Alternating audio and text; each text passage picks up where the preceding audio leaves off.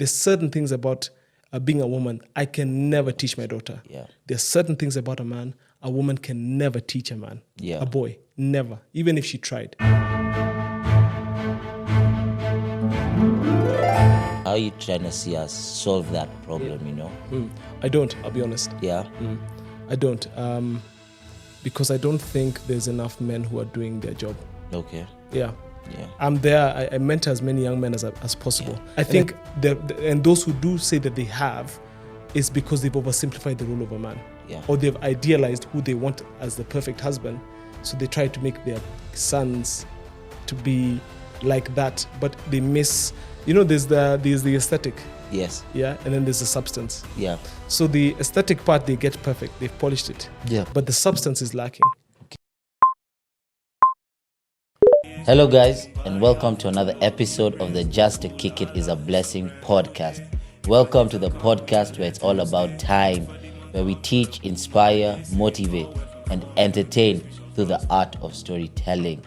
Today, I have a special guest in studio with me, and I usually ask the guest to introduce themselves, but I felt like if I ask him to introduce himself, it'll be a bit of some disservice. So let me introduce him and let me read it.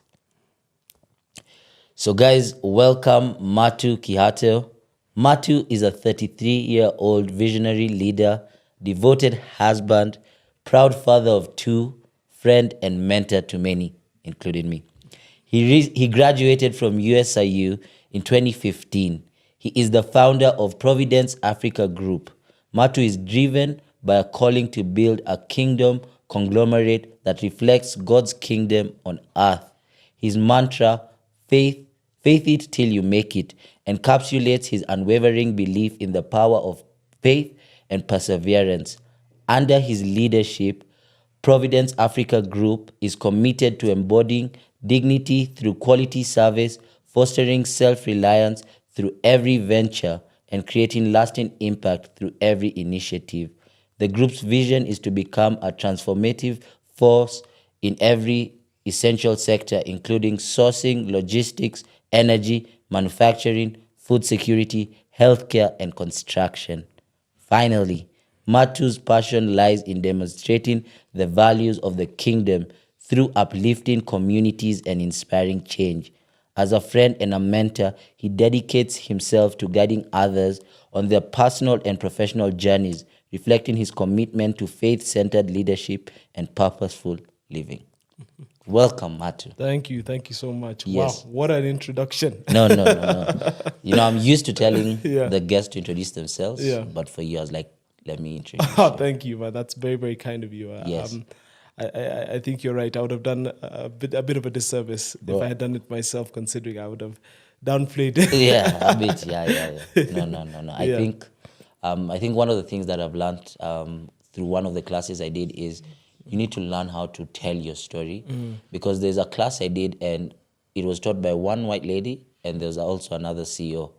The white lady had not achieved as much as the CEO, but she talked for way longer because she was telling us, in class 7 I was this, so this has taught me this skill, And the guy who was a CEO just came and briefly introduced himself, and I was like, I wish I'd given a little bit more.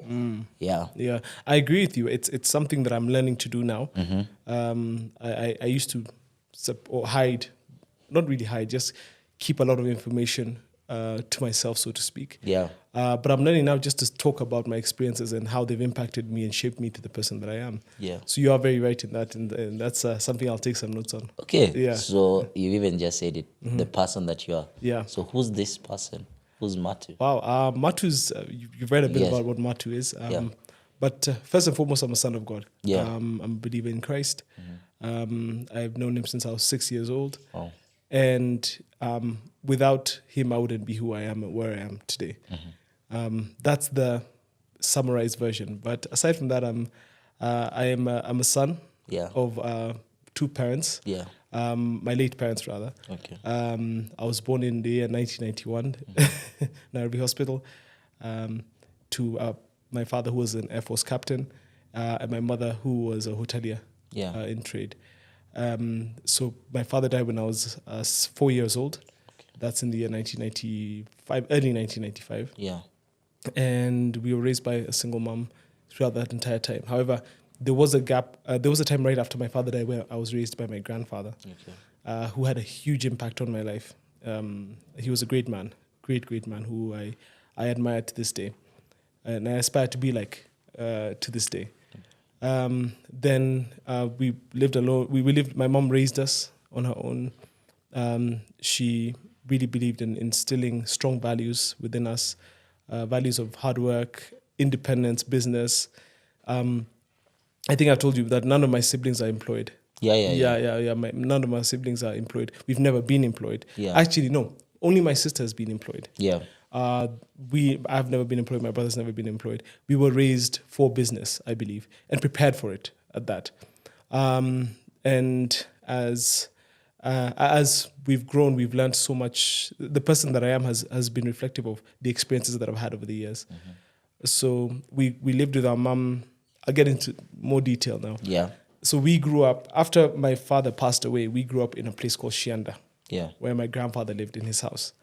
And that at that time was not as accessible as it is today. Yeah. It was in remote Kiambu, like interior. Yes. So weekends, most of the people that we knew, at least we were in school with, they were either in village market, whatever it is. Yeah. Weekends for us were nothing like that. Yeah. Weekends with us were playing with cows, milking them, running around with goats, making our own fun, so to speak. Yeah. That's what we spent a lot of our time doing with because the house was very big, not just us, but also our cousins, because some of our cousins also lived there. Yeah.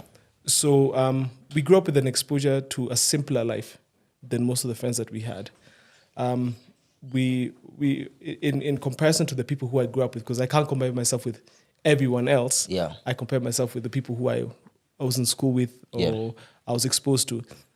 Where some of them were able to travel and do a lot of those fun things. We spent a lot of time at home bonding and spending time with family. Why I say my grandfather was such a big impact on my life is because every day he'd come home in the evening, and I'd be the one to open the door for him. In the evening before he went to sleep, I'd be in his room helping him pick out his outfits, his suit, his tie. He'd teach me. Yeah, this is how you pick a tie. This tie goes with this, and that stuff lasted to this day. That's why I think you've seen me in the weekdays. I'm always in a suit. Yeah, and that's because of the influence that I got from him. And I feel like it took some time to get to that place because I had always desired it. It's just there was a time I couldn't afford the suits. Yeah. But thankfully, by God's grace, I've been able to do that. So now I'm wearing suits every day of the week, and I just see those things that are representative of him. Then in around 2000, we moved out. We went and lived in my grandfather built us a house in a property he had given us in Runda. That time, Runda was still a decent place, not like it is right now. Yeah. But it was also a bit remote and dangerous. There was articles that used to write about people who were. There was a very dangerous place. Lots of thieving. It was because it was right next to a coffee farm. Most of Runda was a coffee farm at first. So thieves would hide in coffee farms, and it was next to a place called Banana, where my grandfather was from, or at least where he relocated to after he was from. He was originally from a place called El Burgon. Yeah. So Runda was very unsafe when we were kids. We had a lot of kidnapping stories. Yeah. Most people don't know that. Now it's a very nice place. From about 2010, actually from the Kibaki government, let's say that, it became a lot safer. So we lived in that place for quite a few years, 5 years. Then we moved to Mombasa. And in Mombasa, we started off in a place called Chuda. Then from Chuda, we moved to Nyali. And then, I made a mistake. Shanzu, not Chuda. Yeah. Yeah. So when we moved to Mombasa, we started off in Shanzu. Yeah. Then from Shanzu, we moved to Nyali. I was in school in Mombasa Academy there in high school, which was an interesting experience for me because I got to see a diverse mindset, a diverse set of people, things that I would have not been able to see had I stayed in Nairobi. Yeah. Which I think was a very good decision that my mother made because business is actually what took her there. Okay. So it exposed me to thinking very differently and experiencing very different things and different because we are very Christian-centered in Nairobi. which is good as a foundation. But the world is bigger than where we come from. Yes. So we moved to Mombasa, and I was exposed to different religions, different mindsets, just different diverse viewpoints. And I believed that was very important for me to becoming the man that I am, because now I'm able to relate a lot better with people from different backgrounds and hear where they're coming from and understand where they're coming from as well. Some of my closest friends are actually Muslim. So we're able to, weirdly, it's the same as me. And I think that's one of the greatest things my parents did was they put me in a Muslim school. Yeah. So from year 1 to year 11, I was in a Muslim school. Oh, wow. So it allowed me to learn their religion. Yeah. It allowed me to see a different way from what we were seeing growing up in a Christian household, you know.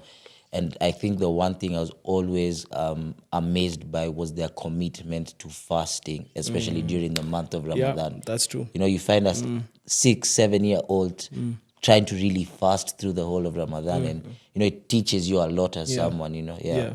I really admire their discipline. Yeah. You know, one thing I have to criticize, unfortunately, when it comes to people of faith, we're not as disciplined as Muslims. Yeah. We're not as disciplined as Hindus even. We kind of have a laissez-faire way of dealing with Christianity and our faith.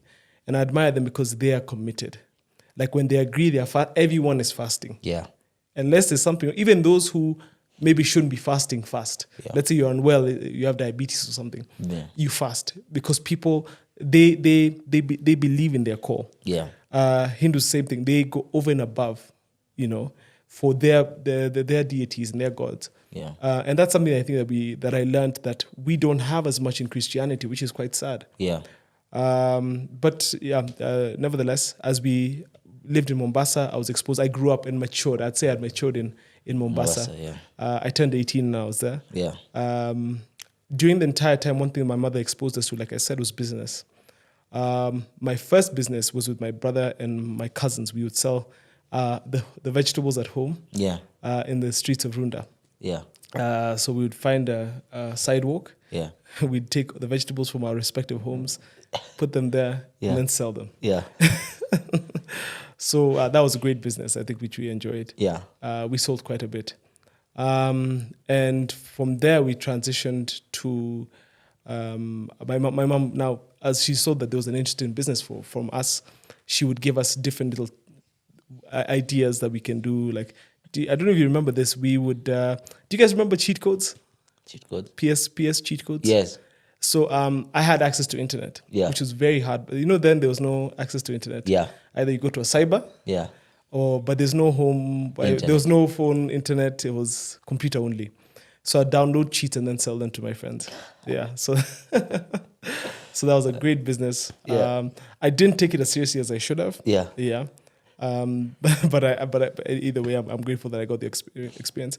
Then my mom got me into doing government contracts, tenders.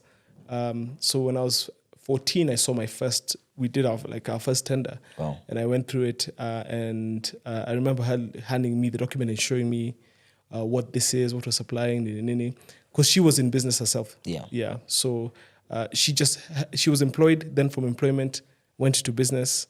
Then she was employed for a year and a half, then quit that job, and then went full force back into business and never left till her last day. So she was able to give me a very, very candid crash course, not even a crash course, a proper lesson. I'd even say a course on business and how to start, at least from her perspective, which was very good for us. So we exposed to that ability to take risks. You see, in our family, we're entrepreneurs a lot. So that ability to want to take risk and not be afraid of the consequences of risk. You know, we don't have that idea. In my mind, I don't really think about what if it fails. Yeah. I believe, what if it succeeds? Because a lot of the time I always tell people, we're very prepared when things go wrong. But what happens when things go right?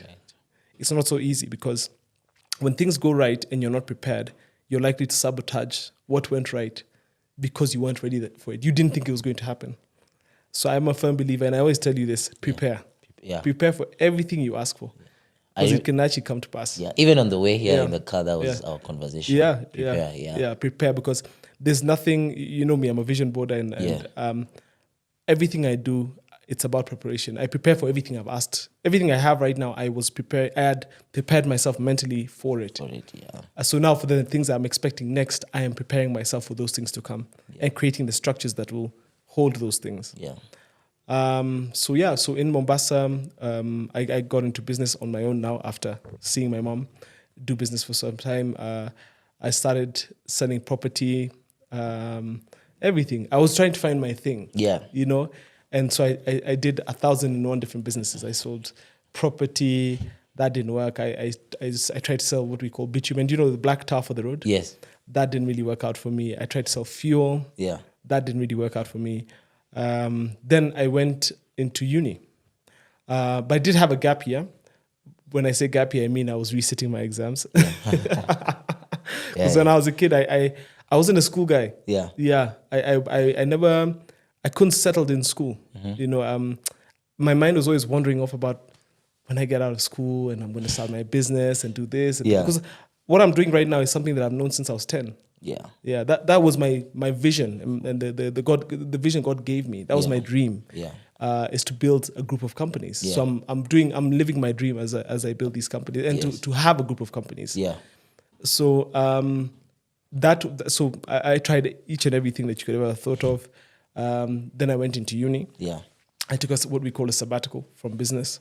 But here and there, every so often, someone would call me, "Oh, Matu, can you take me here? Can you take me there?" But it was always around things to do with large projects.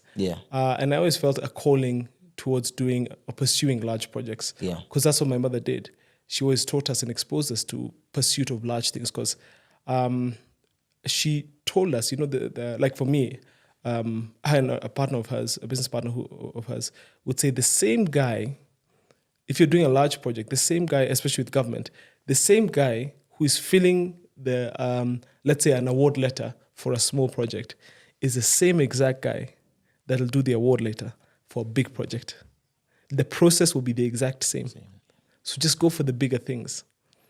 You see? So I never had a limitation in regards to what I can achieve or pursue. But even as in USIU, that's why I went to uni. As I continued there was times when I was itching to do business. Itching. Really wanting I need to do leave. But I felt God telling me during that time, focus on school. Because my grandfather was really happy that I was in school. And I was told by an uncle of mine how proud he was that I was in university. And I graduated. And I remember the day I told that uncle that I've graduated, he was so proud. And he said, you know, your grandfather was so proud that you actually entered university. And he had such high hopes for you. Because I'm the first man in my family with a degree. Oh. Yeah, on both sides. So that was a big thing. And I didn't know that. Wow. So I remember leaving his office and in the car, I was crying. I was like, goodness, I can't believe that he even thought about me, even to that minute detail. Who cares that, you know, grandparents have grandkids in university all the time. But I never thought that my grandfather would actually tell people how proud he is of me. So that gave me that affirmation, even after he had passed away, because he passed away in 2012. Gave me the courage to continue to pursue my dreams and to continue to work towards making him proud. So I finished uni in 2015, and I tried my hand in farming. But I knew God had set in my heart where the business I should be in. So I had a business called Cresco Africa at the time with a friend of mine, a guy called Mark Mansa. Now he goes by Mark Mansa. Me, him, and two other people. And it was a farm management business. And so basically our goal was you give us your farm. Let's say you're a busy Nairobi businessman. You give us your farm, we manage it, you invest in it, and then we share the profits. It did well. We did two successful projects. It was supposed to be our university project, but I registered the company but it didn't really take off after that. Because I just didn't feel that was my calling. I did so many different things after that. And I'll get it. I guess as we go along, I'll get into more the personal stuff of what was going on in my life around that point. Which continued to shape me. But there was a lot of just trial and error. Then 2016, I had tried to avoided government, any projects to do with government. And that's why it's very important to understand where you're called to and where you have the grace for. Yeah. You see, my mom was doing a lot of projects with government. Yeah. And not government in general, but specific government organizations. Yeah. So if your parent laid the foundation, if you look at the word, Abraham laid the foundation in a specific place, and he dug wells in certain places. Isaac came and uncovered those wells. Yeah. Yeah. A lot of us have a grace because our parents were doing something in that line. Yeah. So there's a special grace for you and an anointing for you in that line, just naturally. And that's what I found. I avoided it at the beginning of my career because I felt this is wrong. I can't do anything with them. Those people don't pay. Blah. I had every excuse. Yeah. And also, in reality, I was just trying to define myself independent of whatever my mother was doing. Yeah. You know, I was just trying to be my own person. But in 2016, I just said, you know what? What do I have to lose? You know what I mean? What do I have to lose? Let me just get into it. Yeah. So I got into it, did quite a few. I got my first project.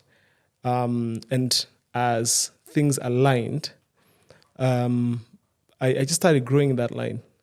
Pole. 2017, 2018. 2018 was a big turning point for me. I was doing those projects, but I wasn't prioritizing it. Yeah. That's a problem. I still had that heart of, it's not really working. Yeah. Then when I transitioned, when in 2018, what happened is I started tithing. And that's a big thing that I'm always telling guys to do. Wow. Now that took things to another level. Yeah. Because I just started seeing growth like you can't believe or imagine. Yeah. Yeah. And I just went from level to level to level to level. Then in 2019, unfortunately, my mother passed away in Israel. And I came back home and there was just so much to do. Just to get because I was now wondering, God, okay, our mom's passed away. Yeah. What next? What's the next chapter looking like? And by God's grace, we transitioned into, like everybody just started growing into different parts of their lives for my siblings and myself. I got married in 2022 to Althea. And between 2020 and now, I've been building the business, as it were. Providence was something we registered in 2015, another company which I registered. Yeah. And then we've just been slowly but surely really harmonizing the vision and streamlining the vision. Yeah. I say I'm a man of faith and I'm a son of God because I grew up knowing God as my father. Yeah. I knew him as my God 100%, that's true, but I knew him more as a father. I know him more as a father. Yeah. Because my mother instilled that in us. And she said, you know, your father is God. Your father is God. So I live by the faith. And that's what faith till you make it means. I live by faith and not by sight. That's why it's easy for me to take big leaps and bold leaps of faith even before I look. You know, I leap without looking a lot of the time. I'm not saying everyone should do it. Yeah. Do it if you have a conviction. And especially when in the past I leaped before I looked without checking with God. Yes. And it failed. Yeah. But now I check with God. And when he says jump, I jump. I don't ask questions. Yeah. Yeah. And that's just a bit of a summary of who I am and my background. Yeah. No, I think, like, especially what you're saying, the thing about, I like how much you've spoken about Christianity, first of all. How is it, and what are you telling someone out there that's saying, I want to follow a path of Christ, but I'm scared or I'm shy or I'll be judged, how it is. Those kids who sit at the back of the church. Yeah. Yeah. Well, your relationship with Christ doesn't start in church. Yeah. Yeah. It starts on a one-on-one relationship. I take my relationship with God as a private relationship. I don't like when I'm speaking to God, I don't go to, you won't find me in Naivas yelling, God, can you, no. Yeah. And there's nothing wrong with that. I'm just saying it's not my relationship. It's one-on-one. Yeah. I've learned a very long time ago, I learned about not going through intermediaries to build a relationship with Christ. You don't need to. Yeah. There's the late Alan Kuna said something very powerful once when I went for a sermon. And he was saying that a lot of people come to him and ask, can you pray for me this? Pray for me that. Yeah. Talk to God for me this. And he said, that's not what I'm here to do. Yeah. God is your father and he's waiting to talk to you. So what I'd say to that person is what he told us. God is on standby. Yeah. You don't need a broker to go and tell God what you need. Yeah. And it's private. So I always start with prayers, just ask him to, something simple is just ask him to show you that he's real. Yeah. Just ask him to just reveal himself to you in his own way. I think that's so important. Let him reveal him to himself and ask him to reveal himself to you in a way that you will understand. Yeah. That's what I'd advise that person to do. Yeah. Do you think that, or how do you think that the lack of faith, because we've seen Christianity and all other religions drastically reduce in numbers or in belief, do you think that's affecting this new generation? Absolutely, and it's gonna make life hard for them because, you see, like I said, your faith doesn't start in church. Yeah, it starts in your bedroom. Your relationship with God doesn't start in the pulpit. It doesn't start around there. It starts in the bedroom. Yeah, it starts in your most intimate place. It starts in your car. It starts when you're taking a shower or you're going for a run. It starts with you and Him. Yeah. So I think the problem is people went to church to find God. Yeah. And you go to church to find a community to worship God. Yeah. But the church is a body. And that body is represented by us. You see, when Christ left, he said very clearly that we are his body. Yeah. We, the people, who commune and who commune on his behalf, or not on his behalf, for his sake. Yeah. That's what we are the body of Christ. That's what we are. So a lot of them were disappointed by churches, and I understand that. I've been hurt by church. So much so to the point where I used to blame church for a lot. Like I never used to believe in prophecies, for example. Yeah. And I didn't like prophets at all. I hated them. I used to be like, because they had told my mom so many things, and they disappointed me and then disappointed her. Yeah. And so I hated them. I was like, no, I don't believe anything you're going to say is true. And I realized that I met a lot of false prophets. Yeah. Yeah. And then I met a real one. Yeah. Her name is Tina Nzuki. And she said some stuff. And I remember when she said it, I was like, whatever, man. Whatever. And I didn't say it to her face, but I just said, okay.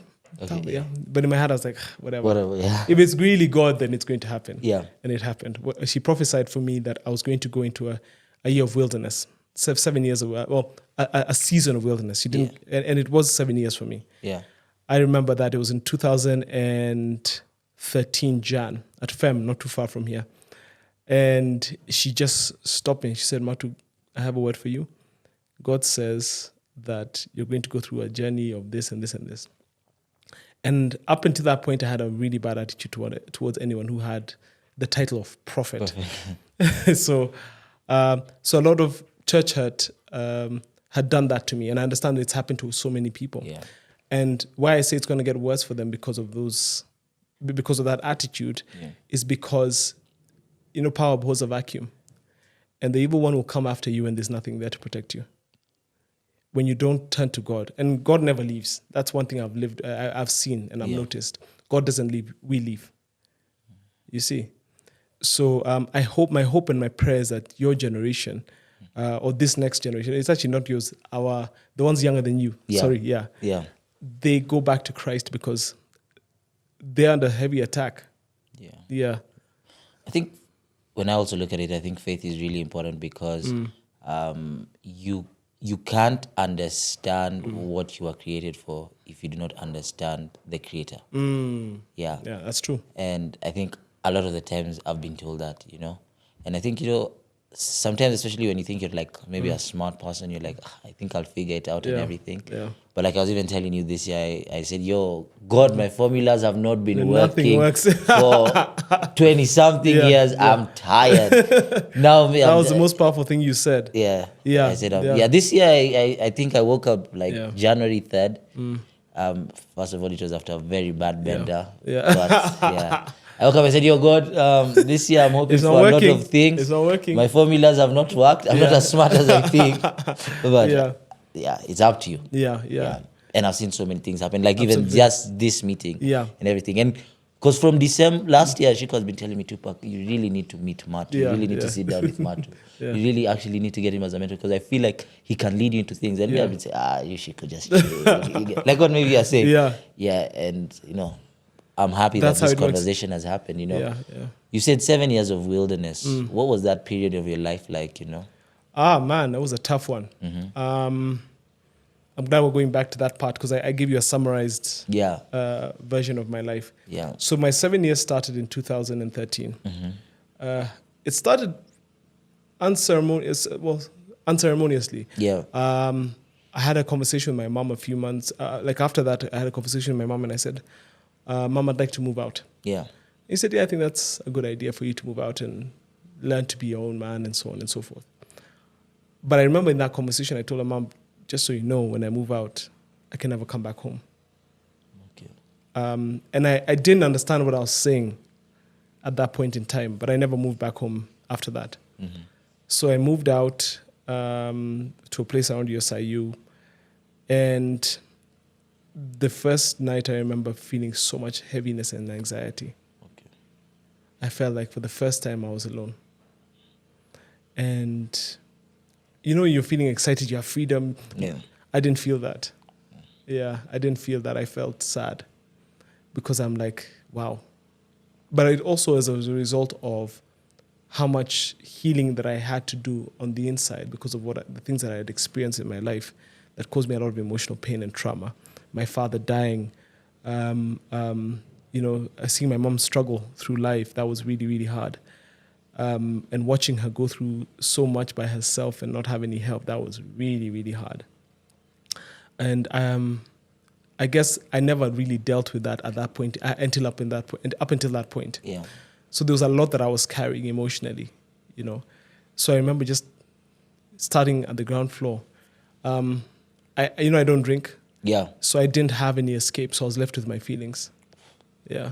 And that's where it started. Yeah. So slowly I started to rebuild, become more social, I had friends. Yeah. But some of my friends were older than I was rather. And so they all were graduating either that year or the year right after. So I had to make new friends, which I did by God's grace, and find other ways to spend my time. I got into a relationship, which ended up with a little boy, a son.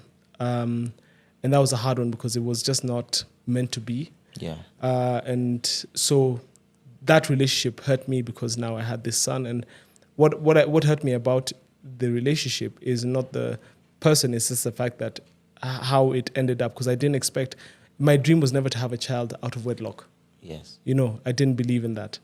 But now I had done that. And I wasn't going to marry the person. Yeah. You know what I mean?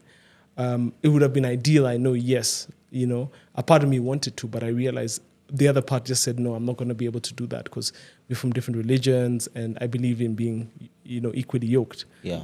So it didn't work out that way, which hurt because then I didn't get to see my son grow up. Yeah. Or be like, even be born. I wasn't there when he was born, which was very, very hard for me at that time. So after that, after uni, I was my grandfather left a trust that was paying for my education in university.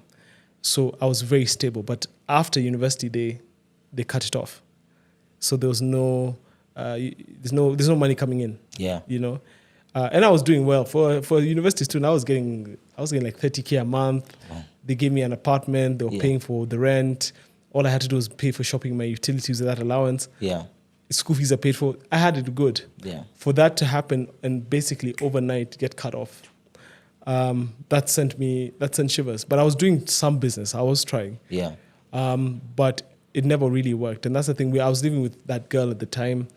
And I kind of attribute that to God couldn't give me what he needed to give me in that situation. Yeah. So we had to separate, to break up, so that in 2016, which is what happened, so that he could start taking care of me. So what happened is that I broke up with her I left her in 2016.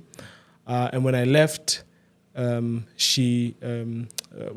was called, and somehow by God's grace, he worked it out so that I was able to get some money regularly from somewhere. Yeah. Which is fantastic. And in that wilderness, I remember I didn't have a place to stay because I had a mistake that I made. Here's some of the mistakes I made. Yeah. I left, so they cut me off of my allowance. Yeah. They weren't giving me any money. I was independent. I moved to a different place with more space because I knew this baby is coming, so I need to figure out what to do and how to take care of this family. And of this family, you know, because I knew I was going to marry her, but I just wanted to create some stability, at least in this period before the baby is born. Yeah. You know, but I wasn't committed to the long haul. You know, deep down, I just didn't want to be there long term, which reflected in my decision to walk away when I did. So I moved to a different place, a big mistake, thinking that I was figuring out this situation while being inside, but you have to figure it out from outside. So I never took my time to think. That was a big mistake. I just went with whatever the person wanted, you know. That was wrong. And that's one of the things in the wilderness that I learned, to find my voice, you know. So I left in not the best circumstances. I had left, you know, bills there. There was no money that I had left in there. Like, I was broke at the time. Yeah. I was broke. I'd lost like everything, you know. The money that that was supposed to come to me was taken, and just so many bad things happened. And as a result, I found myself alone and down. My friend, who I told you about, Meshach, who lives in Dubai, then invited me to stay with, allowed me to come and stay with him, actually. So I told him what I was going through, and he said, just come. So I got onto I went, I had a Samsung J5. I sold it to my Boda rider, early 2016. And I took Anduthi to town. Matatu to town. And then from town, I went and bought a bus ticket for 700 bob. This was in 2016, early. And I went to my friend's place. Wow. I didn't have a phone. So he came, found me. I took a tuk-tuk from town till around where he lived. He lived with his mom. And his mom, she lives in the States, but when she's not there, him and his brother live in that house. And they gave me a place to stay for some time. So I remember just going there and just being really depressed. Yeah. And really deflated and defeated, feeling defeated. I felt like I was nothing. I'd never been so low in my entire life. And at that point in time, that season, I had thought about committing suicide a few times. That's how low it went. And I remember buying rat poison and mixing it with my water, and I was walking around with a bottle, just looking for the courage to do it. Yeah. You know what I mean? I remember so vividly, just looking for the place and the time, the space that I have the guts to just, because see, ending your life, I don't think it's an easy thing. It's not as easy as people make it think. It's a hard decision to make, and it's a scary thing to face. And having been someone who was there, I know what it's like. By God's grace, I was able to throw the bottle away and get talked off the ledge, so to speak. Then after that transition, after staying with my friend, what I found myself doing now is just trying to compensate for what I didn't have, like just to fill the void that I was feeling in my heart. Yeah. So that's when I started now being what we call a moroda, a womanizer. Yeah. So I was everywhere. Yeah. You know, and I'm single, he's single. Yeah. We have this whole house. His mom the day I left, the day I showed up at their house, the mom left the day after. Yeah. Yeah. So there was for me, I had a free reign to do whatever I wanted. Yeah. You know what I mean? So I just started misbehaving. Yeah. Yeah. I was back to back doing things that completely out of my character. Yeah. I got rid of my standards. I got rid of my, the standards you have for babes, and she has to look like this. I got rid of them. Yeah. And I just lost myself. Yeah. And I went into a deep, deep, deep, dark place. After a few weeks of being there, and just something snapped, and I feel it was the Holy Spirit who just said, you know what, now wake up. You can't live like this forever. You know, I was living off, I'd get cash here, cash there. You know, it wasn't much that you needed. With 2K, that'll last me like 2.5 weeks. Yeah. You know what I mean? I'm living in Mombasa. We'd agree with my friend, okay, how much do you need? You know what I mean? Like, you want me to buy unga? You know, that's how I used to live. Like, I was at the bottom. So we'd agree, okay, let's go to Naivas and buy this unga. It's my 500 contribution for this house. Yeah.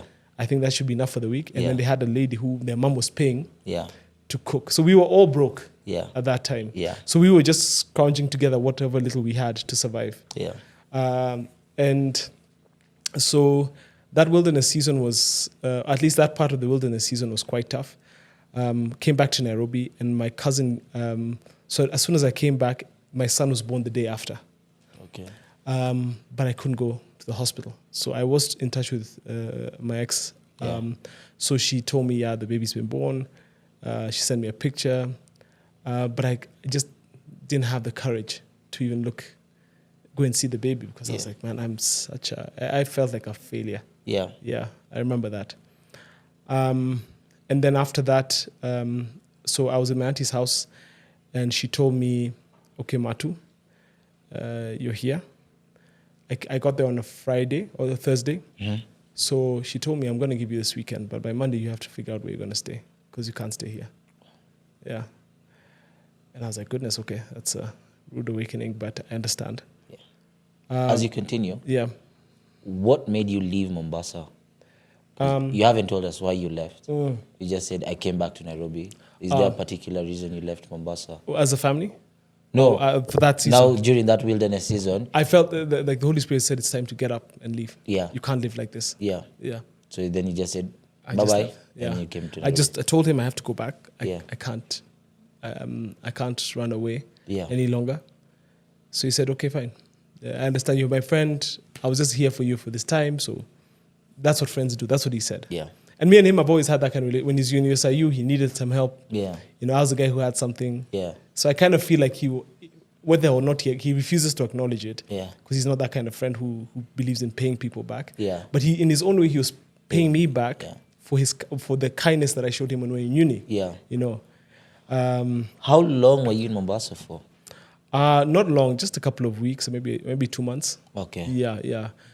Just enough time to just recalibrate. I needed to recharge. Let me just say that. Yeah. It could have been shorter. I think it might have been shorter, but it felt really long. Yeah. It felt like 6 months for me. Yeah. I know. I've been through those dark periods. Yeah. I know them, bro. Yeah. Even the 1 minute. Yeah. It seems long. Yeah. Actually, there's a point that I missed. The reason before I met this girl who I was dating, the girl who I was pursuing, and I fell deeply in love with her in 2013. Yeah. The first step of my time in the wilderness that was most significant was that heartbreak. Yeah. Oh man, it damaged me.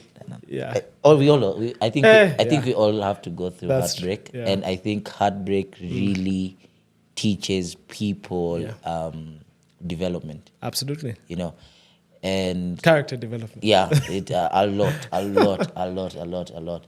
And we were having this. Actually, I was having this conversation yesterday with Ali because he was asking me now about my love life. Yeah. And then I was telling him, I don't know where it is, but bro, I'm tired of searching. Yeah. Because when I'm searching, it's like not clicking. It's like I'm making the wrong choices.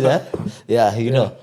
And then I was like, yeah, but bro, you know, like just looking back, I was like, maybe this girl was really right for me. I was just wrong. It's like, bro, don't even tell me that nonsense because you'd not be even half the person you are today if that didn't happen. Yeah. And I was like, that's a nice way to look at it. That's true. Yeah. That's very, very true. Yeah. Hindsight is always 2020. Yeah. That's true. So I believe that, for example, even that first heartbreak was never meant to be, but I fell deep. Yeah. And you know, I felt so deep that when I woke up, all I could see was her face. But even me, I don't know why. I don't know why I usually even have this problem as well. I also fall so deep, bro. Like, but I don't think the falling is a problem. Yeah. I think it's who you fall for. Mm-hmm. There's nothing wrong with loving someone, but also there's something that came to me recently, especially after I got married. Mm-hmm. I love my wife deeply. Yeah. But I also I realized that don't let her be your God. Yeah. You get me? Yeah. And I think that's what I used to do. Yeah. When I fell in love with this particular girl, when I fell in love with her, she became my sun, my moon, my stars. Yeah. I worshipped her. Yeah. Which is a very dangerous place to be. Yeah. Because God, especially if you're a Christian, God doesn't share power. Yeah. No, it even says that he's selfish. Yeah, he's a selfish and a jealous God. So if it's a babe that's making you forget about him. Yeah. It's crazy. So how, As you continue your story about also coming back to say the auntie, I want to ask you, during the time that you fell in love with that girl, how was the relationship with yourself? It wasn't good. Remember, I had just left home and I was scared, and so I was kind of looking to replace that to cover the feelings of even me. I think a lot of my relationships have been to try and cover the feeling within me. You know, that void. The lack of loving also yourself, which you know I've talked about a lot. So even despite having these run-ups when I'm like, I've really worked on loving myself, so how is it that I'm still falling into these things? But like you said, I think preparation and everything is for God. I think for you, it's more about learning to, you love yourself, that's number one. Continue to invest in yourself. And, you know, because marriage is forever. And relationships, in my opinion, should always lead to marriage. That's the idea. Some relationships don't and shouldn't. I can agree with that 100%. But by and by, what I believe relationships are for courtship. You know what I mean? So, like, even when I was in my time in wilderness, I was single. There's no one who can say I was their boyfriend. I was not. I was nobody's boyfriend. I was 100% single. If they say that I was their boyfriend, they're delusional. It's a fact. Because I don't believe in getting into a relationship with someone if there's no long-term plan. And if I did and that was, in my younger days, I used to be open to, like, you can just date for a bit here, date for a bit there. But afterwards, I was like, no, I want to do things for the long haul. I'm not doing this relationship again until I know I'm going to get married to this person. So your question was about during that season. I think you've answered it. So now we go back to, you came back and your auntie told you, Matu, you have the weekend and you're out of here. You figure it out. Luckily, by that time, my cousin had a free room, her SQ in her apartment in Kiambu. So I said, you know what? It's fine. It's better than sleeping on the street. I'll go there. I went there. I remember it was so humiliating. Well, in retrospect, yes, but at that point, even then, it was quite humiliating. I used to have to share the room, the closet space. It was the nanny's room, but the nanny used to sleep with the baby. So that room still had the nanny's things. So I had to have my section, and then she had to have her section. I used to have to either get ready first so she can get ready. Imagine that. So that's where I had reached, where I have to allow her to get ready. I have to leave the room so she can get ready. And or I get ready quickly so she can get ready. Imagine. So I shared that space with her nanny. And I feel this was for how long? This was for about a year. For a whole year. And it's not that because she was a nanny or anything like that. It's just because as a man, I believe in having my own space. You know, and I didn't have that. And you've even just talked about it, like how you've set a room for myself in your own house to just have your own space. And never will I not have a space for myself. Because of that. Because I remember when I didn't have my own space. Because think about it, I'm sharing a closet. Imagine I'm sharing a closet. You know, it's not an insult or anything to people who have to share a closet. It's just that I didn't have my and I'm sharing it not with someone who's not even my wife. You know what I mean? She's there, she's working. You know, and it just felt awkward for me, and it kind of damaged my ego. But you see, it was God who was pounding me to make me realize I had to just humble yourself I had to be that humbled. Because I think I had a big ego problem. Before that prophet came into my life. So during that time, I remember my cousin had to travel, and so she traveled with her. And so I was home alone, and I remember just being in isolation. I remember just really asking God, what have I done? How did I get into this mess? What did I do? I just asked him, I'm so sorry. What did I do to deserve all this stuff?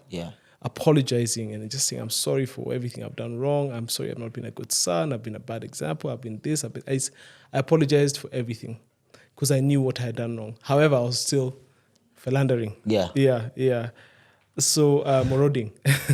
So after that, I just went from, my life was just a a roller coaster. That whole year, I stayed in that house.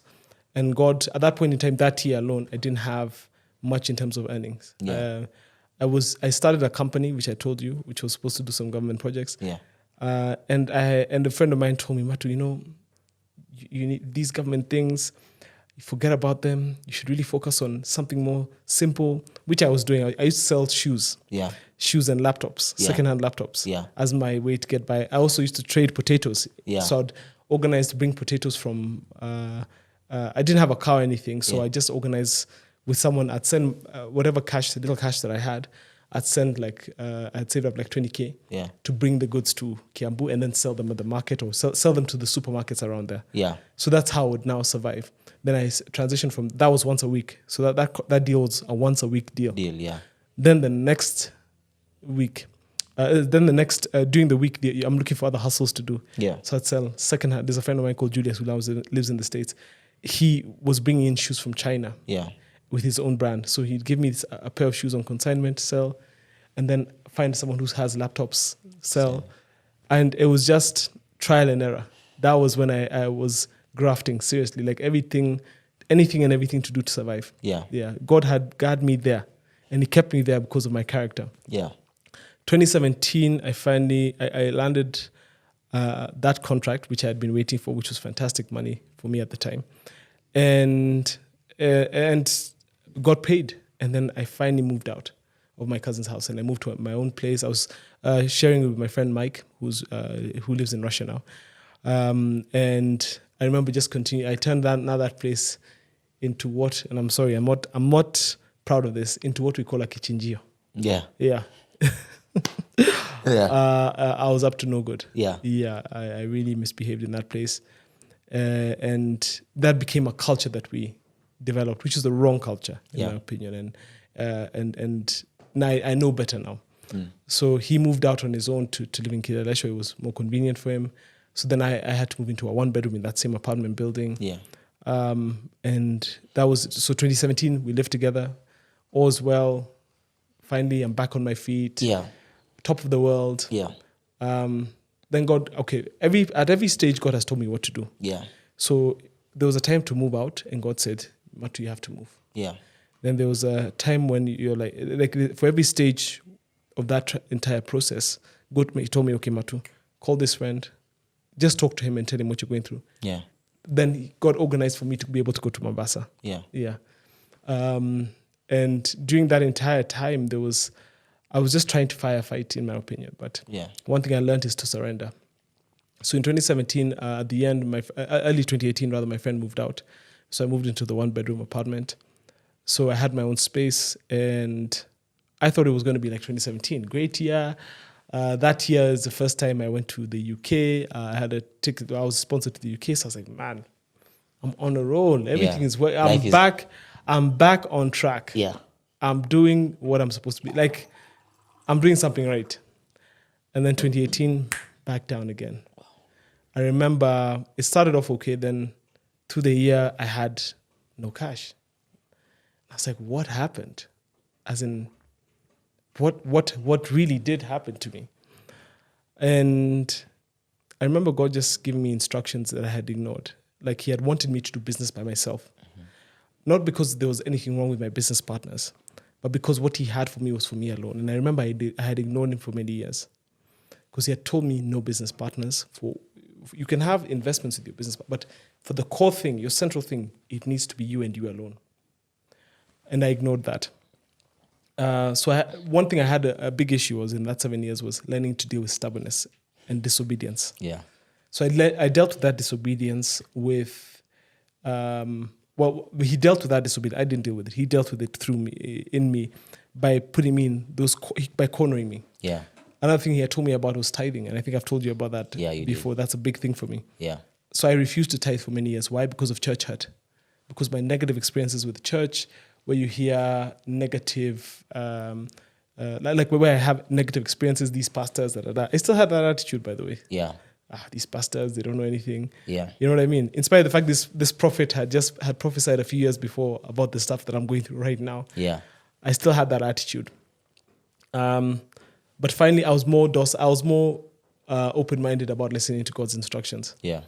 I remember the first time that I tithed in 2018. My entire life, I had never tithed before. Yeah. I remember 2 days later I had paid, because at this point it was pretty bad. I had 3 months behind rent arrears. My units were playing at around 3-4. For me, Wi-Fi, I didn't have Wi-Fi. I hadn't had Wi-Fi that whole year. Yeah, which I think was a big thing for everybody, even around me. And I just used to live hand to mouth. I'd have Weetabix for dinner, which was, yeah, man. Yeah. No, I'm just honestly, I'm just so inspired. Yeah. But it's by God's grace. So I remember the day he just said, okay, I asked God, okay, what do you want me to do now? As in, I've tried everything. Yeah. Then guess what? He said, okay, fine. I agreed. Okay, if it's the tithing thing, I'll do it. I'll stop being stubborn. That's the first time I remember consciously surrendering something. That's why tithing is such a big milestone for me, because it's the first time I remember surrendering to Christ. And saying, you know what, I'll do whatever you want. And I promise you, he worked it out so quickly. In 2 days, I had paid 1 month off. In a week, I cleared all my rent arrears, and I was back on track. Yeah. And that part I maintained, and I said I'll never stop, and I'll always do it. And I still, by God's grace, I'm doing it today. Yeah. And the problem is, I still had now. I wasn't aligning the businesses the way he wanted. So he'd give me enough to survive, but not enough to get to the level I'm supposed to be. Yeah. Stubbornness. So 2018 went. I learned a big lesson in tithing, trying different things. But like the small things would work out. The things that pay my bills, pay my rent, keep me afloat. Yeah. But the bigger things didn't. And I was wondering, what is this? What is this about? What is it about the big things? And I realized later on, it was about I wasn't positioning myself in the right line. Yeah. My mom passed away in 2019 in November. But before she passed away, I remember going to see her. And we had a conversation, and I was just so defeated. There's a deal that I had been working on for months. I remember that year, 2019, I thought, now I'm back. I'm going to do big things this year. Yeah. And I started with a lot of steam. So it was a property which I had been given to sell for my mom's family. And I found a buyer. First, there were two. Yeah, so I found a buyer. It was perfect. Then there was another mentor of mine who gave me another property to sell. And I found a buyer for him. And those two commissions, I would have been in the millions. I was like, man, I'm going to be in the millions. I even found a car. I found an apartment that I was going to buy, blah. I was ready. Yeah. And it all just backfired. Yeah. Every deal fell through. Every single one. And I remember going to see my mom and just being there. And I just went onto the ground in semi-dramatic fashion. And I just said, God, I don't know what I'm going to do now. I just... have your way. Yeah. Just, I surrender, just in front of her. And that was a big thing for her, because she had been praying for me to fully surrender to God, because she could see where I was struggling. Yeah. It's the lack of obedience and the lack of surrender. Yeah. So she cried and she said, that's what I've been waiting for. And she prayed for me and she said, just give him everything he wants now, God. Yeah. And unfortunately, she passed away a few months later. And after that, I came back home. So 2020 was an interesting year. COVID, of course. Yeah. But prior to COVID, I had a lot that I was carrying. So I remember when I was, because of all the things I had experienced, the heartbreak, the 7 years, because it's the end of the 7-year period. Yeah, 2020. So I had so much that I was carrying. I remember one day going for a very important meeting. Now I felt like things were flowing, clicking. And I had organized for an ambassador to meet a very senior government official. Yeah. And in that meeting, after that meeting, I remember having a panic attack in town. And I'm like, goodness, this has never... I've had a panic attack before, but not like this. Yeah. Like, it's heavy. Like, I didn't realize that I'm going through something. Then I just brushed it aside, and God was telling me, I need you to go for therapy. Yeah. And I ignored. And there's a friend of mine, God uses your friends, named Sam Y. So Sam was like, Matu, there's this perfect therapist. I didn't even tell him I'm looking for a therapist. Yeah. He's like, bro, I'm in therapy myself. There's this perfect therapist. He'll help you. He's helping me. I'm seeing the world differently, blah, blah. See this guy, blah, blah. I'll send you his number. Then I kept on saying, yeah, I'll see. Blah, blah, blah. Then we moved. I was living in the Ndigwa in the apartment there. Yeah. Then I moved from the Ndigwa to my aunt's house in Riverside Drive. Yeah. at that point in time, this was when COVID now was setting in, right after COVID started. Then I said, I started praying when I was in that house. Okay, God, so what am I supposed to do next? Yeah. Then he told me, pray for your wife. So I prayed. And a month later, I was introduced to Althea. Wow. I didn't know she was my wife at the time. Yeah. But I was just introduced. But I was introduced to her for the sake, because I told God very clearly, if you're going to introduce me to someone, I don't want many stories. Yeah. I want an introduction.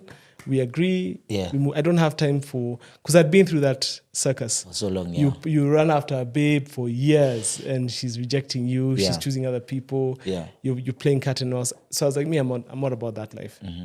All I want, give me a wife. You convince her before I even meet her. Yeah. Yeah. Yeah. So that was 2020, the end of that year. So I did my therapy. And then from then on now, I've gone into this new season. Yeah. Wow. Yeah. What? Wow. What a story. Man. What? Yeah. I think I was even getting some goosebumps in part of that, to see what an amazing person you've become, Thank you. Yeah. So how's it been, especially as a firstborn, to lead now the family, especially you've lost, both your dad and mom? It's been, okay, I'll say we don't really, I won't say I'm the leader. Yeah.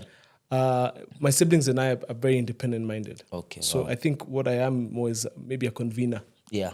At most. Yeah. But that so basically it's but that even falls on my sister a lot of the time. She likes doing that. But yeah, it's been the best thing you could do. I personally don't believe in leading people through direction. Mm-hmm. I lead people through example. Okay. Yeah. So if it's leadership that I try to portray, I try to show how a leader should behave. Yeah. As best as I can. Yeah. I'm not perfect, but that's what I do. That's how I would say that I represent or I lead, quote unquote, them. Yeah. Yeah. Through example. When you when you look at it, how did not having a father present affect now the father that you're trying to be today? Oh, very good question. Because for me, one very important thing that I had, Althea asked me once when we were driving, and she asked me, what's one thing you want to do for your kid that your father never did for you? Yeah. And I said, I want to be alive. Wow. Yeah, that's what I said. I want to live so that my kids can get to see me and get to know me as I'm supposed to be. Yeah. Like, because I want them to know that they have their dad. I want them to know their dad as a provider, as a priest. I want them to know that guy. Yeah. I wish, because there's so many times when I always ask God, what's my dad like? Yeah. And I get fragments because God sends either his friends or my mom's friends to tell me things about him. Yeah. Because he died so young. So I get fragments about who he was and how he and where he started and so on and so forth. Yeah. Yeah. Yeah. I wanted to ask you, why have you never drunk, actually? Or have you tried and it wasn't for you, or what's it? Yeah, why did I've seen what it does. Okay. So I've never tried. I've tasted alcohol. Yes. But I've never I like, this is a taste like a sip, literally. Yeah. But I've seen what it does. Yeah. Yeah, I've seen alcohol damage families. Yeah. Yeah. Yeah, close to me. Okay. Yeah, relatives even, where their lives are just completely destroyed and shattered. Yeah. Yeah. So you made a conscious... I made a conscious decision. And actually, I thank God my mom is the one who did that for me. Yeah. So she never explicitly said, don't drink, blah, blah, blah, blah, blah, blah, blah. Yeah. But she showed us the consequences and allowed us to make the decision for ourselves. That's very important. Yeah. So I consciously don't drink. My brother and sister, they drink. Yeah. Yeah. Yeah. I have nothing against them drinking. Yeah. I just choose not to drink myself. Yeah. Yeah. No. I don't see for me personally, the value. Yeah. Because I've seen what it does. And I never want the risk of it affecting me where I'm not a present father. I don't want it to cripple me. Because I've seen what alcohol cripples people. I've seen the worst of it. Yeah. Yeah. I've seen the absolute worst. So I just didn't want that. And it's by the grace of God as well. No. Yeah. I think it's something like that's, very distractive. Yeah. I think one of Shiko's cousins started something called, I think it's called something other than a bottle. Yes, yeah. Kenna. And she's doing an amazing job. Yeah, I really want to have a conversation with her just to hear her story, you know. Yeah. And exactly, I think what you're saying, the thing for lack of a present father due to alcohol consumption. Yeah. But do you think it's the alcohol consumption by the fathers is something just to like run away and not to deal with current situation? I think so. I think it's running away from themselves. Yeah. I think the role of husbands by men in our country is oversimplified. I provide, usiniulize maswali. Yeah. So I don't believe in that. Yeah. I believe be present. Provision is very important. Yes. In fact, the one thing I told God is that I want to be a heavy provider. Yeah. I want to be a billionaire so my kids know what inside of a private plane looks like. Yeah. They know what 7-star hotel looks like. Yeah. I don't want them to ever know lack. I only want them to know abundance. Yes. But as they learn abundance from the provision that I'm able to give, they should also learn me. Present. You see? Yeah. You can, and the beauty about it is you can do both. Yes. You know, you can actually do both. Yes. If you get God carry one part and you carry another part. If you try to do everything, you won't be able to do both. Yeah. But if you let God align things so that you can do everything, everything flows. Yeah. Yeah. I want to ask you actually, when I think about it, have you ever actually done your love language test? Yes, I did. Yeah. What's your love language? Physical touch. Yeah. I've learned gifts. Yeah. Yeah, physical touch and gifts. Okay. Yeah. Weirdly, I don't know why I thought it would be quality time. Actually, yeah, you are right. Sorry. Okay. The gifts came third in that list. Quality time, because I forgot the list. So quality time and physical touch. Those are the two. Yeah. Because for me, when I'm looking at it, maybe why I'm trying to analyze it would have been quality time was because of maybe the lack of quality time. Because I saw your love language is either something your parents give you a lot, or something they don't give you. Yes. Yeah. Yeah. So even like for me, when I look at it, mine is quality time, but it's because a lot of the time my parents have, they're there because like a football game, whatever, know. They were present. Yeah. Then there's also the other thing for now, the lack. So that's what I was thinking. I was just, when you look at it and, there's something that me and you, we've talked about several and it's something that we've decided that we want to tackle. What's happening to the boy child? Oh, that's a big one. Yeah. I think for the boy child, the one thing that, because that's a passion that I have. Yes. That's something that's very important to me. Yes. And I think that's why even Shiko sent me your way. Yeah, that's true. That's actually why we started even talking. Yeah.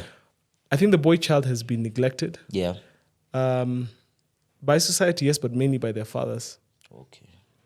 And you see, I always tell people this, tell yourself what you want. I was raised by a single mom. Yeah.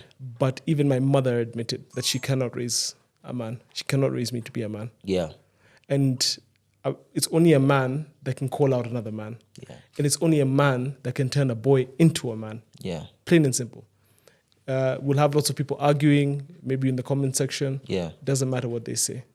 The reality is, if you understood what being a man was, you'd understand what I'm saying. Yeah. But if you don't understand, then you're not really a man. You're a physical man, but you're not really a man. Yeah. You know what I mean?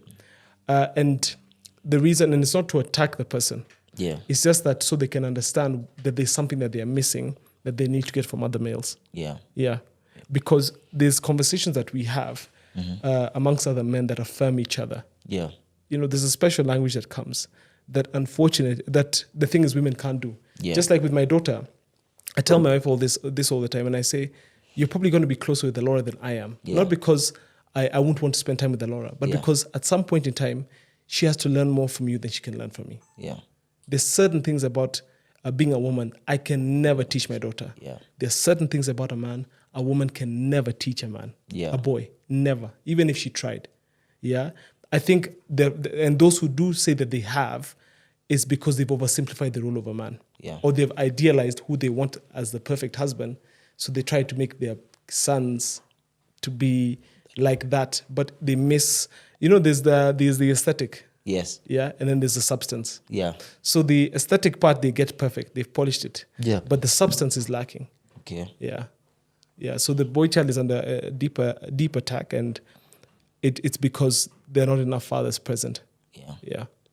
And I always say the boy child is a key player in society. So if if the boy child is affected, then even society in whole will be eventually affected. Absolutely. You know, but how do you see us trying to help, or how are you trying to see us solve that problem? You know, I don't. I'll be honest. Yeah, I don't. Because I don't think there's enough men who are doing their job. Okay. Yeah. Yeah. I'm there. I mentor as many young men as possible, and I focus on young men very specifically. I think I only have one female mentee. Yeah.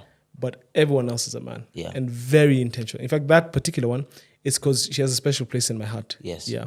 So I'm very intentional about working with young men. Yeah. Because I didn't have, with the exception of my grandfather. Yeah. After leaving his house day to day, I didn't have a male figure. Okay. So I know what it's like not to have someone to look up to. Yeah. At least on a day to day. So I think there's not enough is being done. Yeah. Or nothing as far, not to say that there are people who are not trying. Yeah. Myself included. I'm just saying that if you look in 10 years where the young boys who are right now are going to be, I don't think they will be, and this is I'm not being negative. Yes. I'm just being honest to say at the current rate we are going, they'll be worse off if we don't do something. Things are not looking good. They're not looking good at all. And we can stand, and there are people who will maybe stand and say, oh, you know, it's now time for the girl child. And it's important to support the girl child. I'm not against that. Yeah. But those girls that you have are going to need husbands. Yes. They're going to need men who know what they're supposed to do as a man. Yeah. You know, that saying back in the day, a man's got to do what a man's got to do. Yeah. Many kids don't even know what that means. You know what I mean? They can't even define what does that even mean for me as a man. Yeah. So masculinity, the unfortunate thing, hasn't been defined, you know? And that's one thing. It's a lack of definition, a lack of examples. Where a lot of men run away and they say, I've provided, that's all I want to be known for. Yeah. But there's character which you have to build in kids. There's destiny and promise you have to call out in these children. Yeah.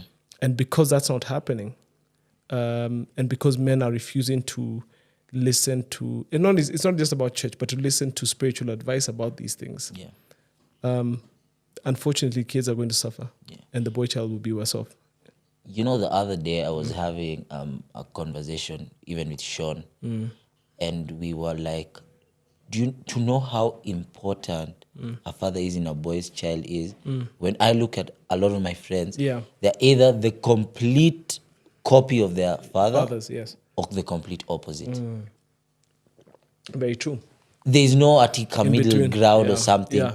It's either complete or the complete opposite. That's very true. Yeah. Yeah. I've never seen someone who's in the middle ground, and I really think about it, you know.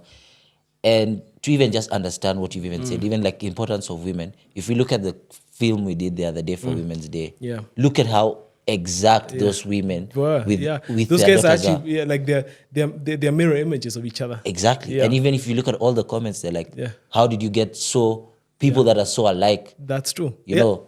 Like there's the girl who her mom had a nose ring. Yes. Her daughter has, as in, they're just looking at younger versions of themselves. Yeah. Yes. Yeah. So you see, even it's there. Yes. It's not something that we're saying or we're taking away. It's actually there. It's a fact and a reality. Yeah. That guess what? You're influenced you're more likely to be influenced by the gender that by your own gender. Yeah. Than by the opposite gender. Yeah. And it's just facts. Even if because there are some people who get upset when I say things like these. Yeah. And there's a lot of people who get annoyed because I'm putting limitations.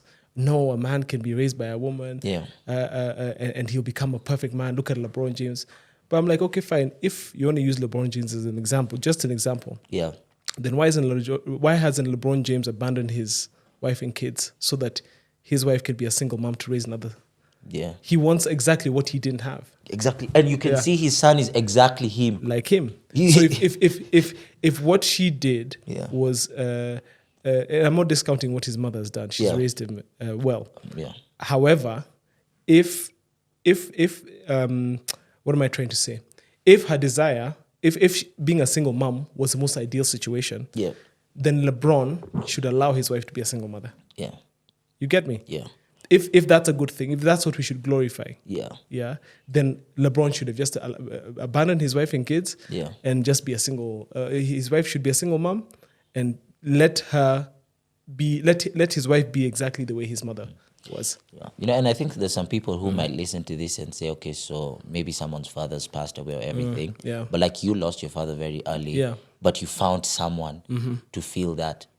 So even for the ladies that maybe might listen to this and say, like, even if he's decided to be absent. Yes, which is also a thing that we need to discuss. Yes. It's very wrong that men do that.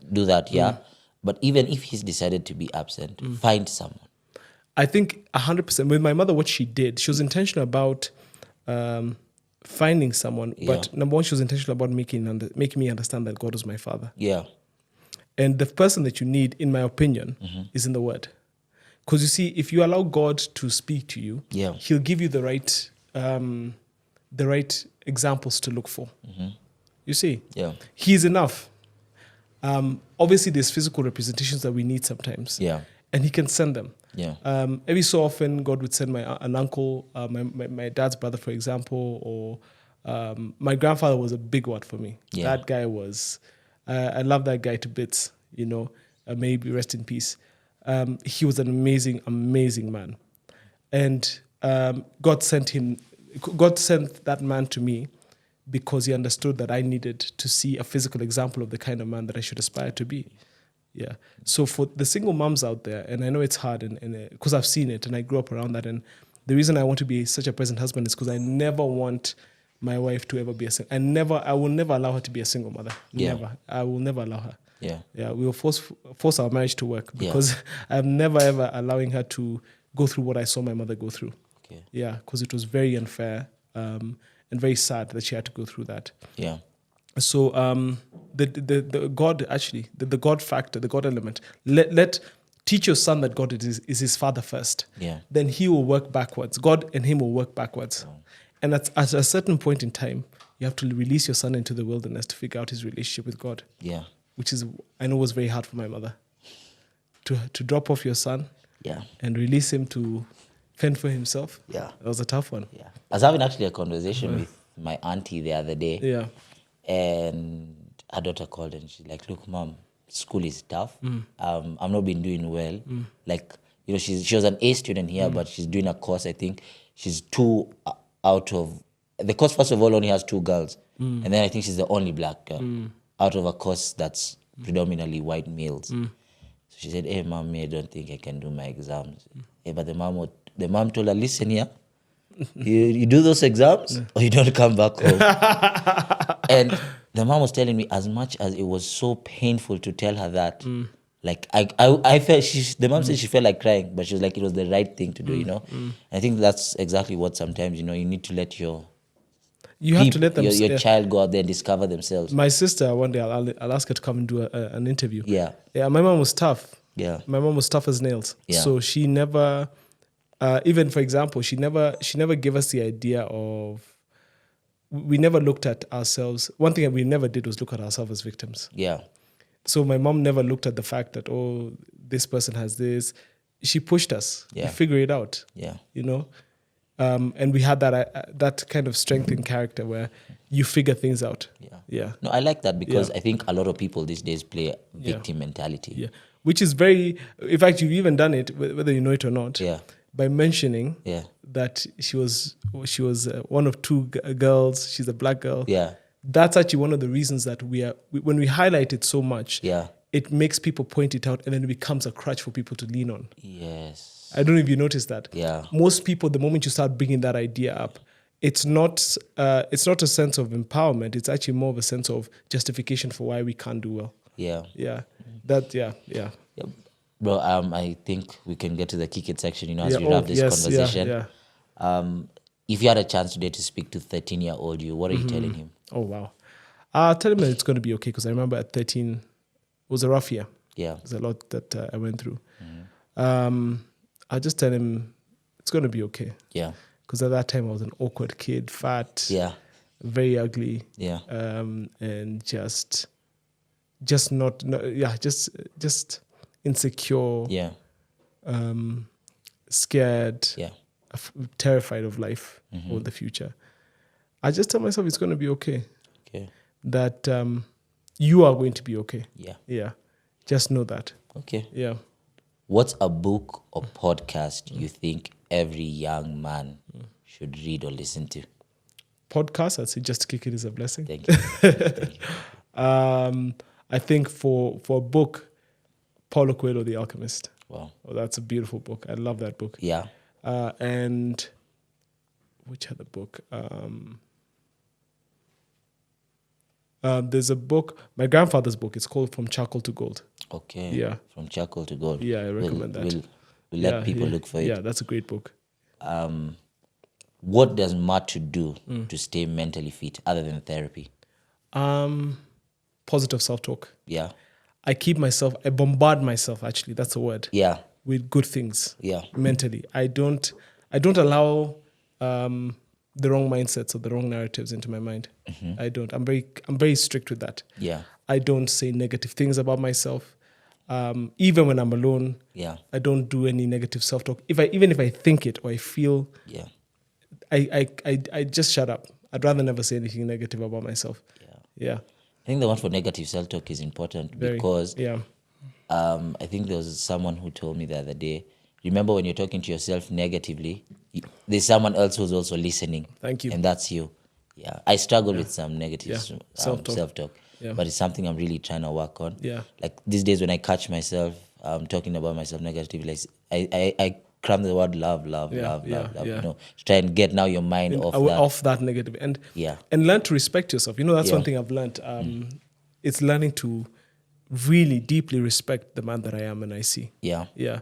Because of the therapy that I've done. Yeah. Plus also, therapy showed me a different perspective of myself. Yeah. Yeah. So I've learned to respect myself when I look at myself in the mirror. Yeah. Yeah. So I never have a situation where I can never look, no matter what I've done. Yeah. I believe that my faith in my relationship with God has helped me do that because if I'm forgiven by God, there's nobody else that needs to be judging me, including myself. Because the person who's your biggest judge, your biggest critic, is always in the mirror. Yes. Yeah. Okay. Yeah. I don't know, as we wrap this up, whether there's anything I missed to ask you or you have any final words or there's something you wanted to ask me. I guess the final words that I'd have, number one, thank you. I really appreciate you for inviting me to this podcast. I love this conversation. I feel like there's a lot more that if we had more time that I'd love to discuss and share. Yeah. I guess next time, there'll be a lot more to open up. But maybe the final thing I'd like to say maybe is for the young men out there who are watching this podcast, I want you to know that everything's going to be okay.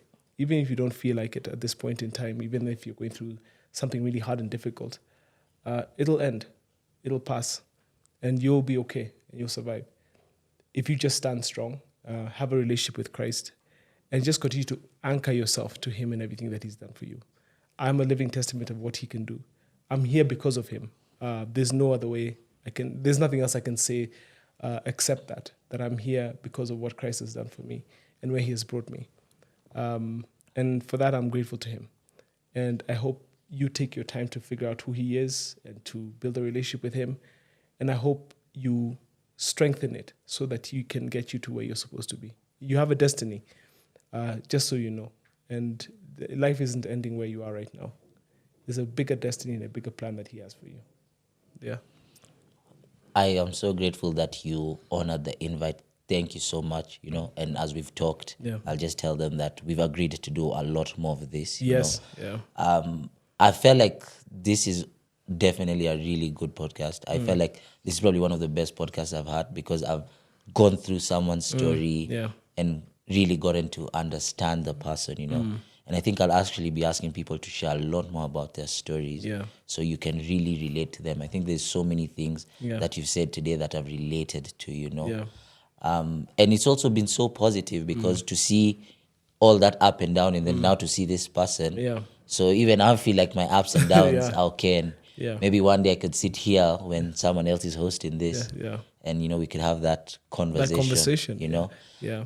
But you are truly a person that shows the meaning of just to kick it is a blessing. Thank you. Especially because I know even I've had my periods for, is this life enough, you know? Yeah.